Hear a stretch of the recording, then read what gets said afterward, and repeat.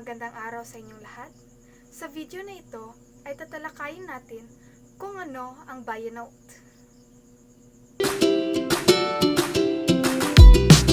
Alam niyo ba, ang bio note ay pinaiklingan nyo galing sa salitang biographical note. Isa itong uri ng lagom na ginagamit sa pagsulat ng personal profile ng isang tao. Isa itong akademikong sulatin na nagbibigay ng impormasyon tungkol sa isang individual, kung sino ka o ano-ano na ang mga nagawa mo bilang isang profesional. Narito ang mga nilalaman ng bio note. Pangalan ng may akda, pangunahing trabaho, edukasyong natamo, akademikong pangaral, iba pang mga trabaho, organisasyon na kinabibilangan, tungkulin sa komunidad, at panghuli ay ang mga proyekto na ginagawa. Ngayon naman ay tatalakayin natin kung ano ang layunin at gamit ng bio note. Layunin at gamit ng bio note.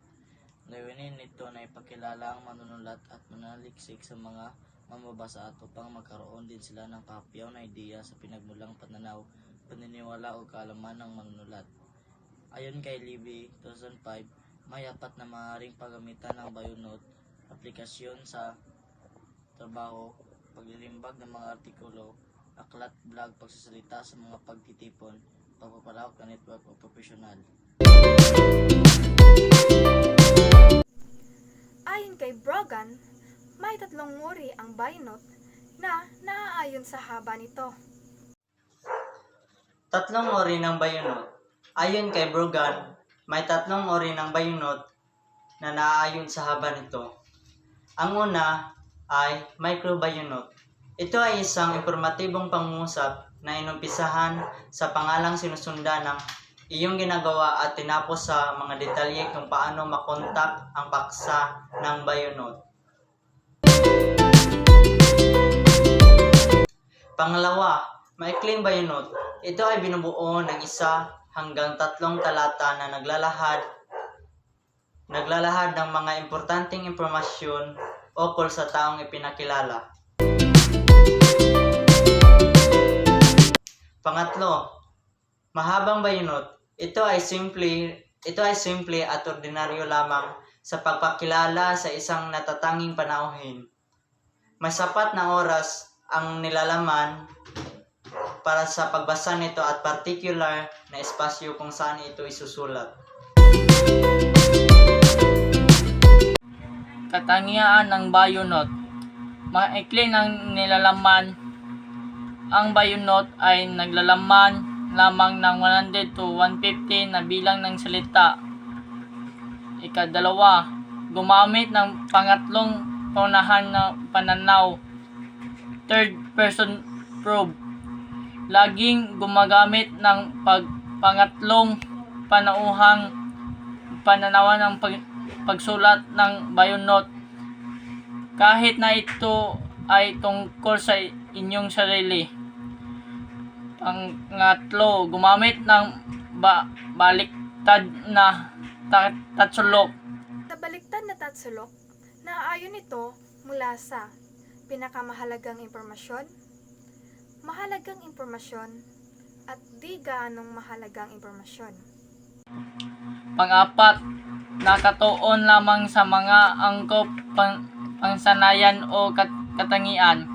Pangkalima, binabanggit ang degree kung kinakailangan. Pang-anim, maging matapat sa babahagi ng impormasyon. Baka magtaka kayo, parang parehas lamang ang talambuhay sa bio note. Diyan kayo nagkakamali. Pero paano nga ba naiiba ang talambuhay sa bio note? Ang pagsulat ng bio note ay naiiba sa pagsulat ng talambuhay. Bagaman parehas silang nagbibigay ng impormasyon sa isang individual, mas mahaba at detalyado ang paggawa ng talambuhay kaysa sa bio note. Ang talambuhay kasi ay nagsasaad ng kasaysayan ng isang tao hango sa tunay na tala, pangyayari at impormasyon. Samantalang ang bio note ay maikli, ngunit ang impormasyon ay siksik. Mga bagay na dapat tandaan sa pagsulat ng bio note. Una, sikaping maisulat lamang ito ng maikli.